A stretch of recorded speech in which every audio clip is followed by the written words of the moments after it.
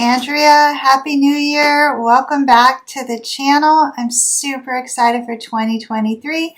And as promised, I am here with our very first inspired project. This particular project was inspired while I was grocery shopping last week. I saw this edition of a quilting magazine, and they have these IKEA bookcases, which so many of us have in our sewing rooms, and these little cubes with the flying geese on the front of them. And I thought of our friendship circle members, and many of you I know have been crafting practice 12.5-inch blocks. I thought, gosh, this would be a great way to use up the extra 12.5-inch blocks, which I have, because you know from the last video, I remade all of my blocks so they would match.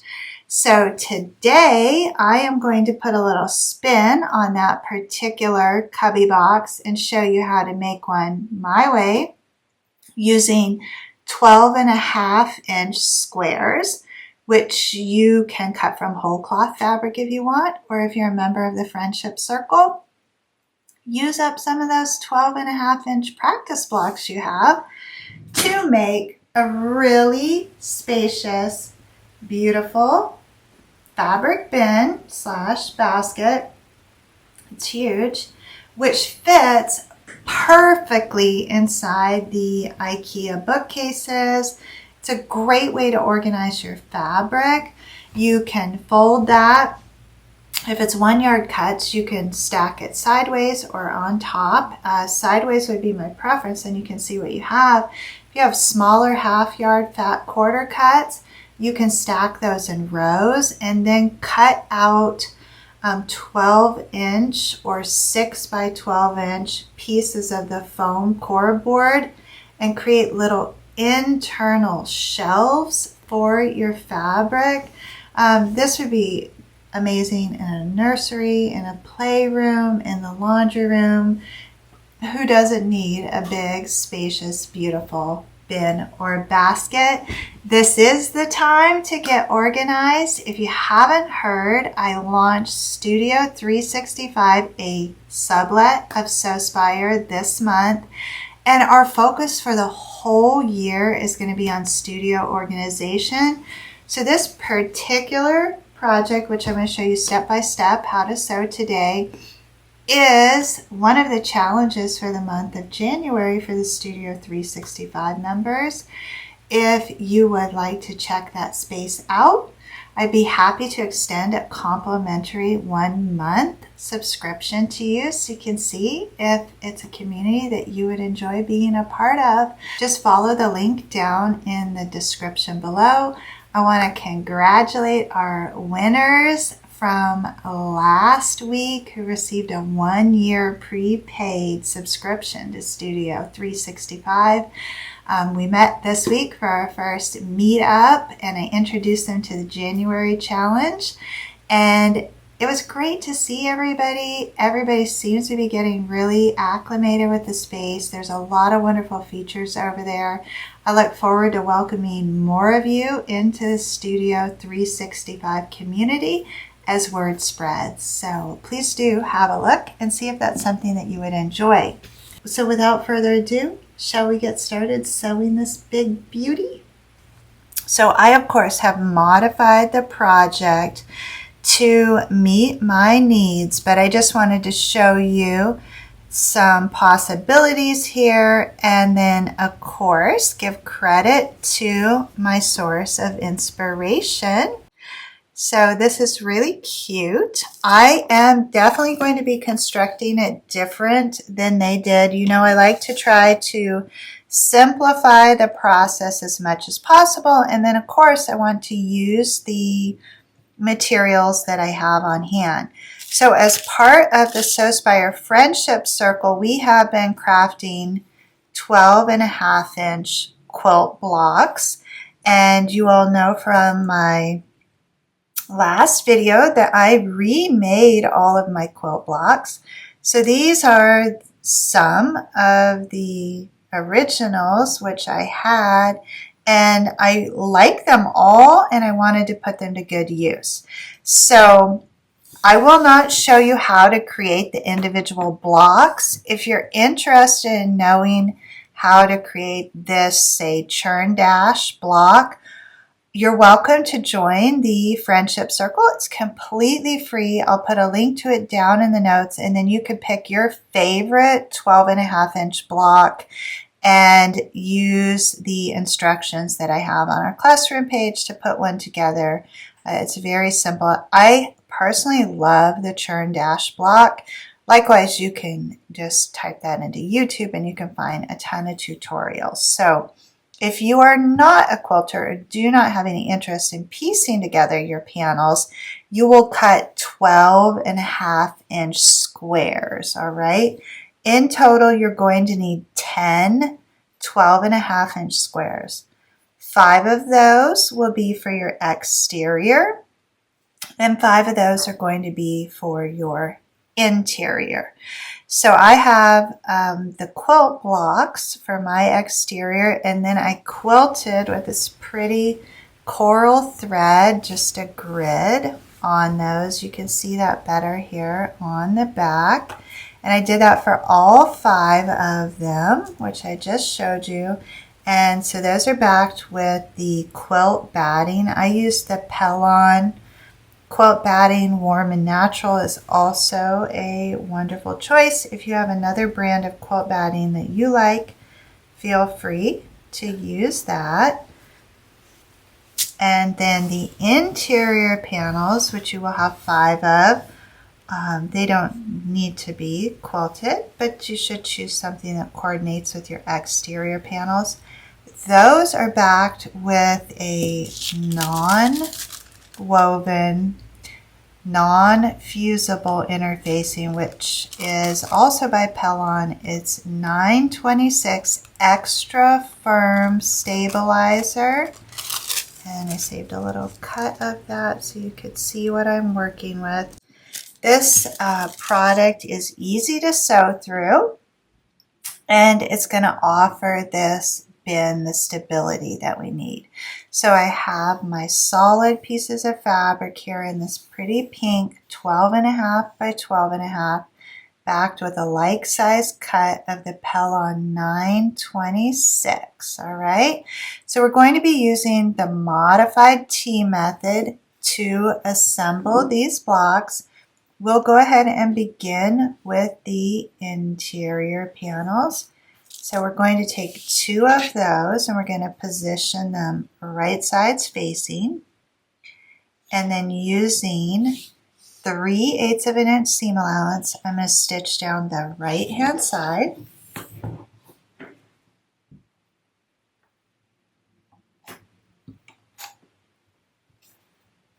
And honestly, you can use any seam allowance that you're comfortable with.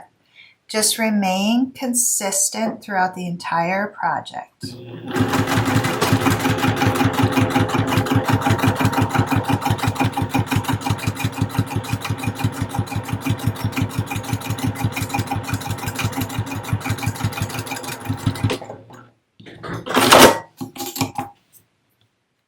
So using 3/8 of an inch, I am able to capture all of those layers in that seam. So now I have joined 2 of the squares together.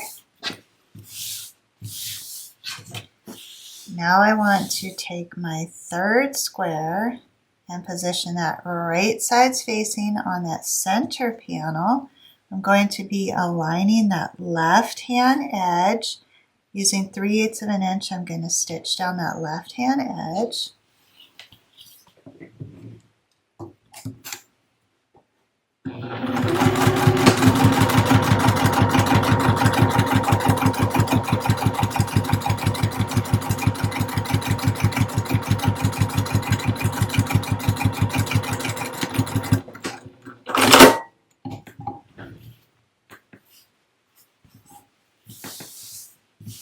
And now I have a tri-folding panel here, which I'm temporarily going to set aside. And then I have 2 remaining interior panels, which I'm going to position right sides facing. And across that bottom edge, using 3/8 of an inch, I'm going to join these 2 panels.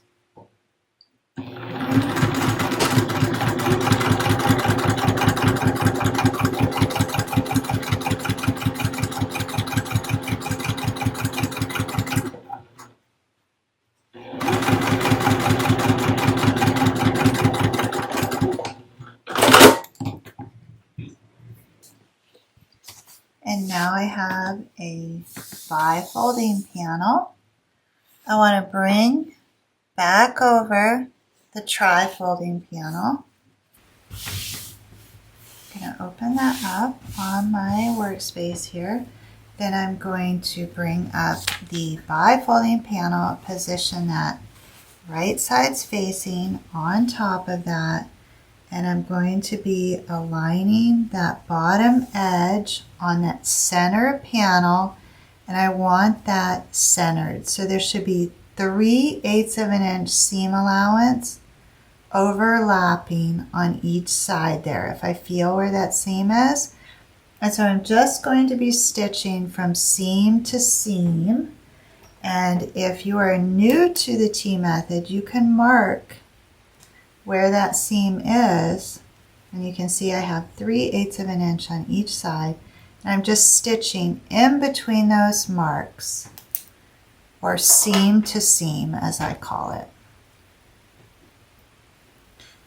This is a big project here, so I'm going to go ahead and just put 1 pin there in center to hold that.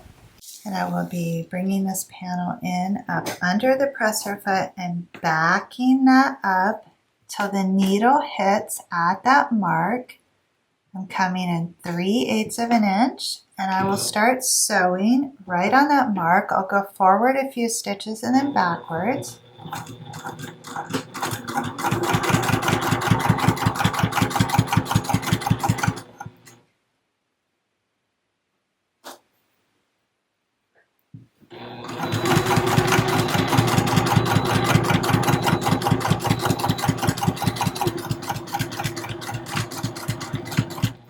And then at the opposite side, I'm only going to stitch until I get to that mark or the seam, and then I'll back stitch. Alright, so now I have something that looks like a very large T.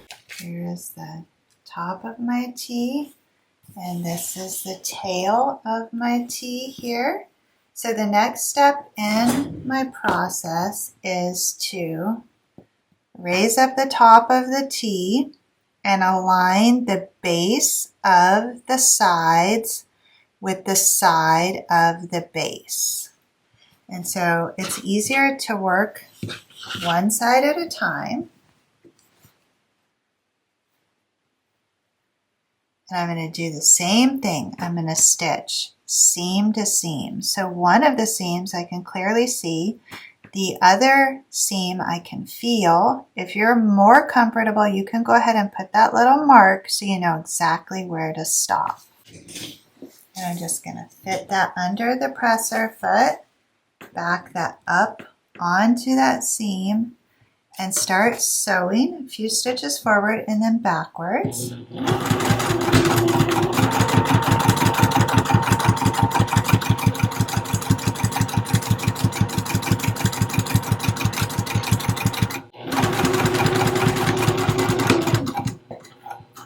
And then I will stop once I reach the seam at the end there and back stitch.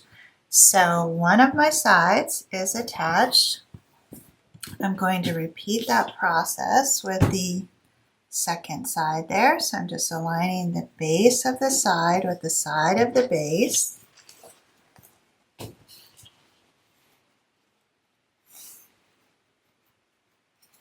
And using 3/8 of an inch, I'm stitching seam to seam.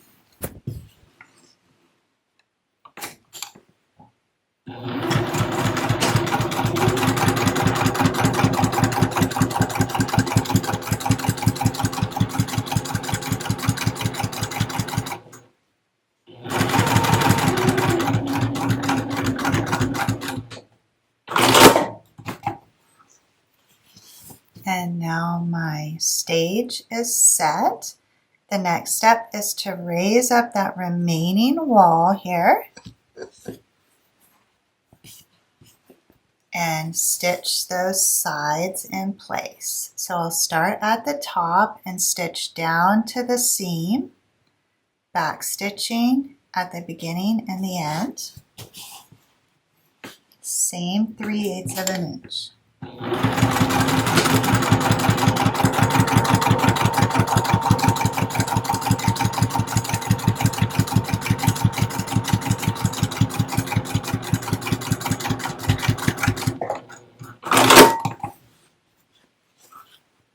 And I just have one remaining side to attach.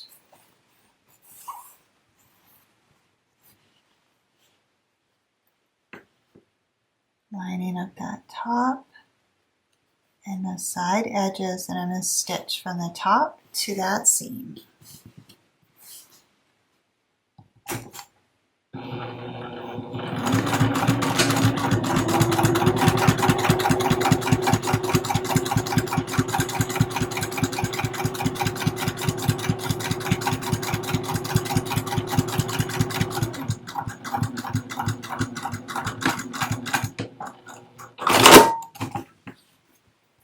And then I have a very spacious, sturdy cube, which will serve as the interior of my box here, made from 5 12.5-inch squares, which are backed with this heavyweight, non-fusible, non-woven Pellon interfacing. So using clips, I am going to open these seams at the side there, just folding that material back to expose that seam.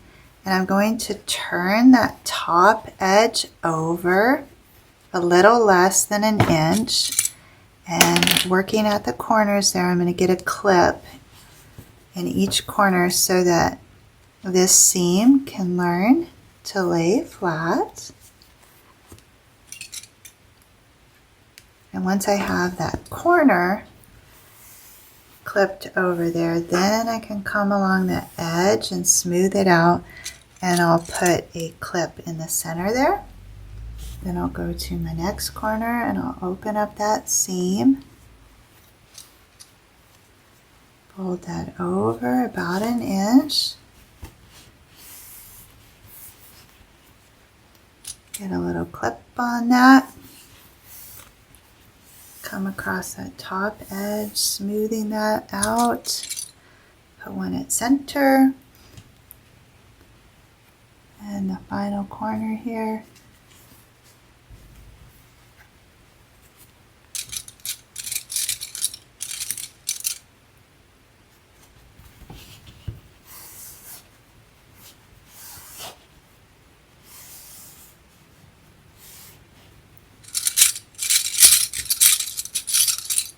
And now all 4 of my corners, the seams have been opened. I just have this remaining 4th side to fold that over, finger press that. And you can see this Pellon 926 creates a nice sturdy interior. So my interior is complete. I'm going to set that aside. And then using the exact same process, I am going to assemble the exterior from these quilted 12.5-inch panels. So this one I want to be on my base, and then I have 2 each of the remaining quilt blocks. So I am going to be paying attention to the order in which I assemble these. So these 4 here will be my sides, and then this card trick block will be my base. So the base is part of the 2-part panel. So the first thing I want to do is create my 3-part panel, so I know it should be every other one. So I'll make this churn dash my center panel of the 3-part panel. I will take one of the I can't think of what the name of this is. It's like a pinwheel block, I think. The name's getting away from me. But I will take this block here and position that right sides facing on that. Using 3/8 of an inch, I'm going to stitch down that right hand side. And now I have 2 of those panels connected. Working now with the left hand side, I want to bring over my second, what I believe is a pinwheel block, and put that right sides facing on that churn dash block, aligning that left hand edge, and I'm going to stitch down that edge using the 3/8 of an inch to create my tri-folding panel. And here's what that looks like. Pretty, pretty. I'm going to set aside the tri-folding panel, bring back my remaining 2 panels. So one is a side and one is a base. I'm going to position those right sides facing. Using 3/8 of an inch, I'm going to stitch along the base. And now I have my bifolding panel. I'm going to bring back over the tri-folding panel. And I want to position my base panel, which is the card trick block, right sides facing on top of that tri-folding panel. I'm going to center that at the base and I'm going to stitch seam to seam. And then once again, I have my very large T here. There's the stem of the T and here's the top of the T. I want to align the base of my sides with the side of my base, one side at a time, and stitch seam to seam. Repeat that for the second side.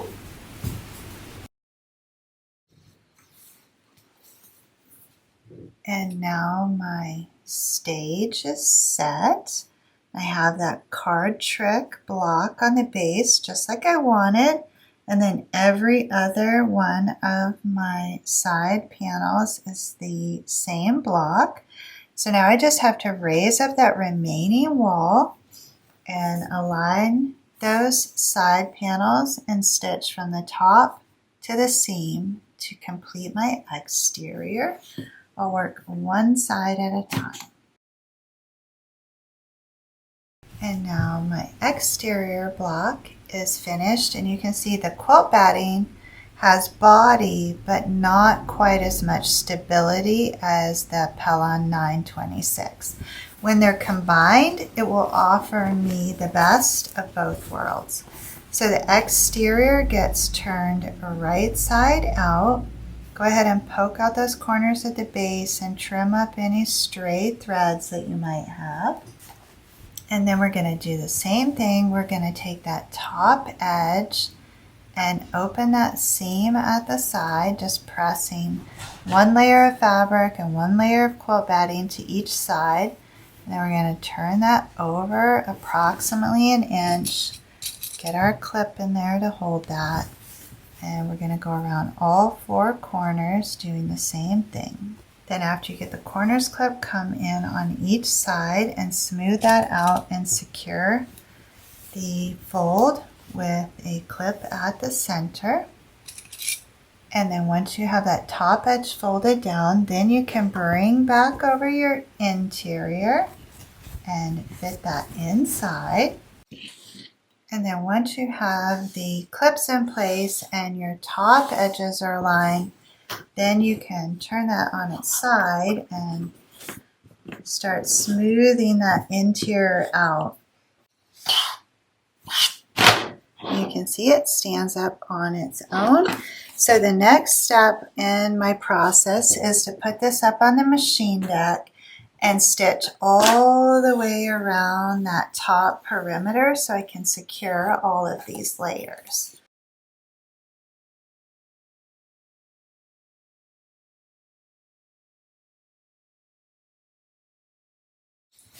All right, I have made it all the way around the perimeter. I just want to smooth out those sides and the base one more time. You also have the option of folding this top edge over. So think about that when you're choosing your interior fabric. But I really like the look of that fabric folded over like that. You also have the option of attaching some handles on the side if you like. You could stitch those in place through all the layers, or you could use your rivet press to attach those. Likewise, you could attach handles at the top. You also have the option of positioning those before you sew around the perimeter, and you can insert them in between the interior and the exterior layers. So really versatile box here. I hope you enjoyed this project. If you are a member of the Studio 365 community, which I just launched, please be sure to mark your challenge as complete when you sew your bin so you can get the points and rise up on the leaderboard. If this is the first you're hearing about Studio 365, follow the link down in the notes for more info. Well, I want to thank you guys for sewing with me today. This turned out great. I will be looking forward to seeing photos of your awesome bins. Please do tag me in your photos on Instagram and Facebook. I'm currently still under the call sign at Sewspire. I would love to see how your makes turn out. If you enjoyed this video, be sure to give it a thumbs up. And if you haven't already done so, subscribe to the channel. I'm going to be coming at you every week with new inspired content across a wide genre of creativity. Until the next video, I hope you have an awesome week, and thank you for sewing with me.